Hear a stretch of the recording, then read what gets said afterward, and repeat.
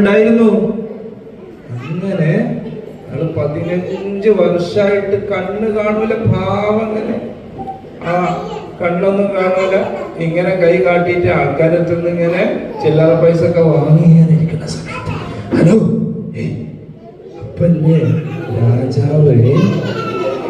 രാജാവ് അജ്മീർ പാപ്പാന്റെ അടുത്തേക്ക് ദർഗയിലേക്ക് പോകുന്ന സമയത്ത് കണ്ണ് കാണാത്ത ആളോട്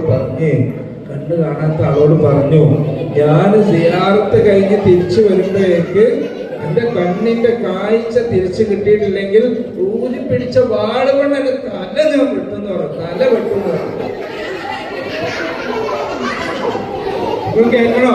കഥ കേൾക്കണോ? ബാക്കി കേൾക്കണോ? എല്ലാം മിണ്ടാതെ കേൾക്ക്. അങ്ങനല്ലേ ഈ രാജാവ് അവരുടെ അടുത്ത് സിയാറത്ത് ചെയ്തു. അപ്പൊ ഈ പാവപ്പെട്ട കണ്ണ് കാണാത്ത മനുഷ്യനില്ലേ, പാപ്പാന്റെ അടുത്തുനിന്ന് അങ്ങോട്ട് പൊട്ടിക്കരഞ്ഞുകൊണ്ട് പ്രാർത്ഥിച്ചു, പാപ്പാ എന്റെ കണ്ണിന്റെ കാഴ്ച തിരിച്ചു തരണം എന്ന് പറഞ്ഞിട്ട് അങ്ങോട്ട് കരഞ്ഞിട്ട് ദുആ ചെയ്തു. പാപ്പാന്റെ അടുത്ത് പോയിട്ട് അപ്പൊ 15 കൊല്ലം കണ്ണിന്റെ കാഴ്ച കാണാത്ത മനുഷ്യനില്ലേ, ഇത് കേൾക്കണോ?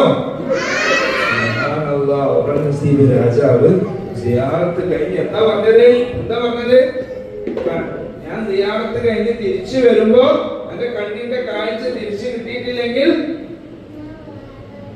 വാളുകൊണ്ട് വെട്ടുന്നു പറഞ്ഞില്ലേ?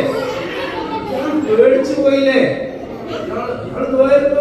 അജ്മീർ പാപ്പാനെ വിളിച്ചിട്ട് നോക്കി, ഇന്ന് അസീബ് പോയിട്ട് എന്ന്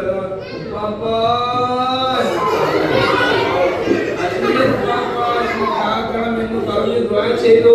എന്റെ കണ്ണിന്റെ കാഴ്ച തിരിച്ചു തരണമെന്ന് പറഞ്ഞ് ദുആ ചെയ്തപ്പല്ലേ സുബ്ഹാനല്ലാഹ്, ഈ മനുഷ്യന്റെ കണ്ണിന്റെ കാഴ്ച തിരിച്ചു കിട്ടി.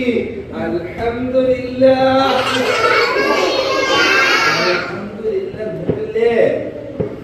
ഈ രാജാവ് ഇങ്ങനെ ഇറങ്ങി വന്നപ്പോ ഇയാളുടെ 2 കണ്ണേറ്റ് രാജാവിന്റെ മുഖത്ത് നോക്കിയിട്ട് ചിരിക്കുന്നു.